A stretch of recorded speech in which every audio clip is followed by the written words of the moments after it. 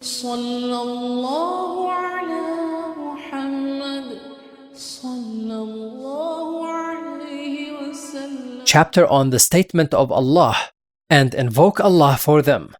Quran, chapter 9, verse 103. And whoever prefers his brother, Muslim, to himself in his invocation. Abu Musa said, the Prophet, peace be upon him, said, O Allah, forgive Ubayd ibn Amir. O Allah, forgive the sins of Abdullah ibn Qais. Narrated Salam ibn al-Akwa. We went out with the Prophet, peace be upon him, to Khaybar.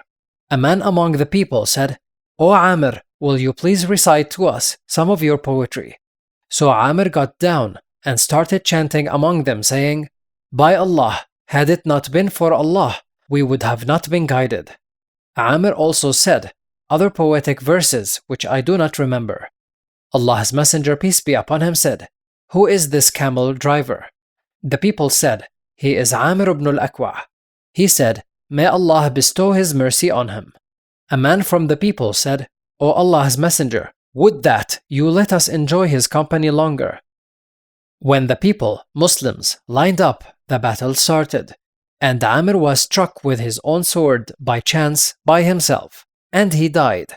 In the evening, the people made a large number of fires for cooking meals. Allah's Messenger, peace be upon him, said, What is this fire? What are you making the fire for? They said, For cooking the meat of donkeys. He said, Throw away what is in the pots and break the pots.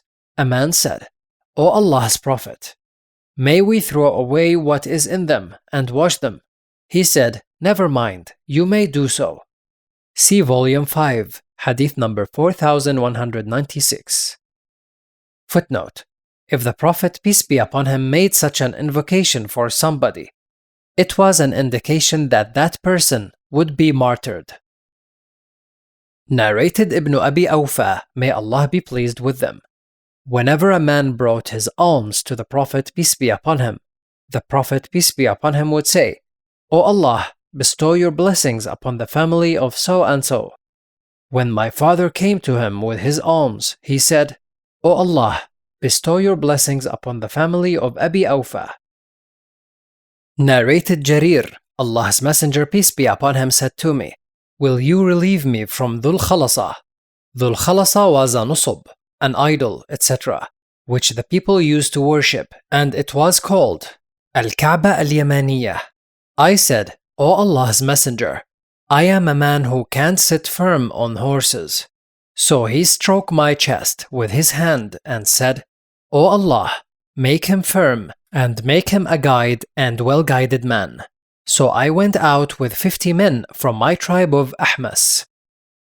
The sub-narrator, Sufyan, quoting Jarir, perhaps said, I went out with a group of men from my nation and came to Dhul Khalasa and burnt it, and then came to the Prophet, peace be upon him, and said, O Allah's Messenger, I have not come to you till I left it like a camel with a skin disease. The Prophet, peace be upon him, then invoked good upon Ahmas and their cavalry fighters. See Volume 5, Hadith number 4357. Narrated Anas, may Allah be pleased with him. Sulaym said to the Prophet, peace be upon him, Anas is your servant.